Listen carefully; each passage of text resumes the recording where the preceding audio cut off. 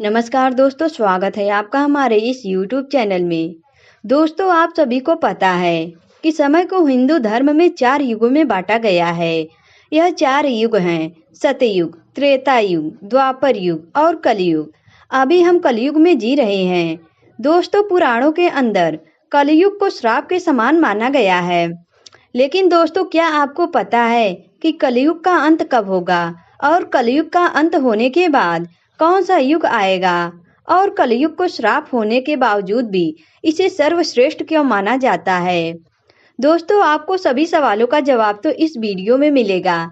साथ ही आपको पता चलेगा कि सतयुग में ऐसा क्या खास है और इस युग के मनुष्य में क्या विशेषताएं थीं जो अन्य युग के मनुष्यों में नहीं है।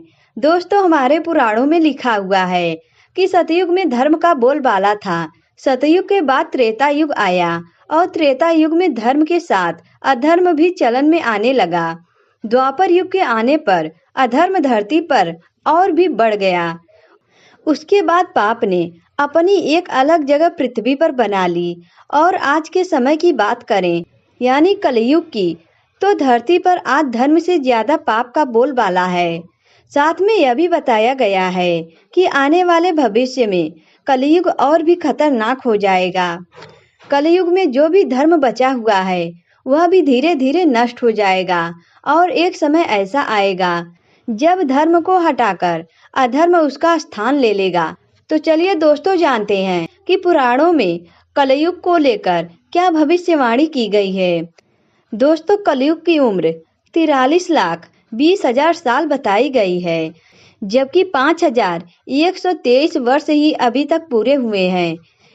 कलयुग के इतने कम समय में ही हमें ऐसा लगने लगा है कि पाप अब अपनी चरम सीमा पर आ चुका है। परंतु जरा सोचिए, जब घोर कलयुग आएगा तब पाप की क्या गति होगी। उस समय तो स्थिति और भी भयानक हो जाएगी। आने वाले कलयुग के भयानक दृश्य के बारे में सोचकर ही रूह कांप जाती है।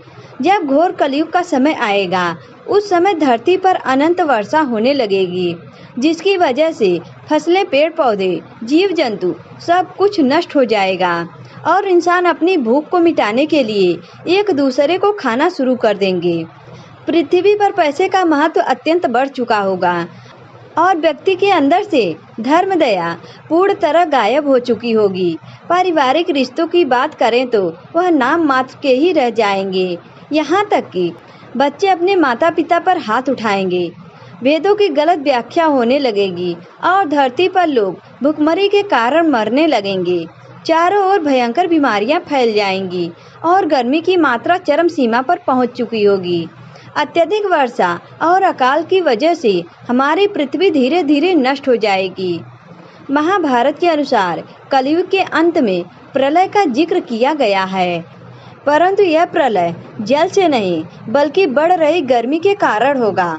महाभारत के वन पर्व में बताया गया है कि सूर्य का तेज इतना ज्यादा बढ़ जाएगा कि सातों के सातों समुद्र और नदियां सूख जाएंगी। उसके बाद एक भयंकर अग्नि प्रकट होगी जिसका नाम संवर्धन रखा गया है और यह संवर्धन अपनी धरती को पूरी तरह नष्ट कर देगी। विष्णु पुराण में बताया गया है कि कलयुग में पाप की मात्रा इतनी ज्यादा बढ़ चुकी होगी कि सृष्टि का संतुलन बिगड़ चुका होगा। महिलाएं 12 साल की उम्र में ही गर्भवती होने लगेंगी और मनुष्य की उम्र औसतन 20 वर्ष ही रह जाएगी। एक बार जब पराशर ऋषि से देवताओं ने पूछा कि 5 युगों में से कौन सा युग सर्वश्रेष्ठ है, तब उन्होंने वेद व्यास जी के कथनों का उल्लेख करते हुए कहा कि कलयुग ही सबसे अधिक श्रेष्ठ है। इस पर देवताओं ने कहा कि कलयुग में पाप उसकी चरम सीमा पर होगा, धर्म का नाश होगा और अधर्म की विजय होगी। तो फिर कलयुग श्रेष्ठ कैसे हो सकता है? फिर ऋषि पराशर बताते हैं कि सतयुग में जो पुण्य 10 साल तप करने के बाद प्राप्त होता है, वही त्रेता युग में सिर्फ 1 वर्ष के अंदर प्राप्त किया जा सकता है। और इतना ही नहीं, पुण्य द्वापर युग में 1 महीना तप करने के पश्चात प्राप्त किया जा सकता है और कलयुग में इतना पुण्य 1 दिन के तप करने के पश्चात प्राप्त करना संभव है। दोस्तों, हम कह सकते हैं कि तप, व्रत और मोक्ष की प्राप्ति के लिए कलयुग ही सर्वश्रेष्ठ है। दोस्तों, कलयुग में जब पाप अपनी चरम सीमा पर होगा और धर्म पूरी तरह से समाप्त हो जाएगा, तब भगवान विष्णु कल्कि के अवतार में पृथ्वी पर जन्म लेंगे और पृथ्वी पर मौजूद पूरी तरह से पाप को नष्ट कर देंगे। यह ऐसा समय होगा जब वर्षा पूरी तरह बंद हो चुकी होगी और सब कुछ जलकर नष्ट होने लगेगा। उसके बाद 12 वर्षों तक लगातार वर्षा होगी, जिसके बाद यह धरती पूरी तरह से जल से भर जाएगी और उस जल के अंदर फिर से जीव जंतु उत्पन्न होने लगेंगे। इसका अर्थ यह है कि सृष्टि में नया युग प्रारंभ होगा। सृष्टि 28 युग का त्याग करके 29 युग में प्रवेश करेगी और उसके बाद फिर से एक नए युग की शुरुआत होगी, जिसे सतयुग के नाम से जाना जाएगा। उसके बाद पृथ्वी पर पुनः धर्म स्थापित हो जाएगा। दोस्तों, आज की वीडियो में बस इतना ही। अगर यह वीडियो आपको अच्छा लगा तो वीडियो को लाइक करें और हमारे चैनल को भी सब्सक्राइब करें। दोस्तों, वीडियो देखने के लिए आप सभी का धन्यवाद।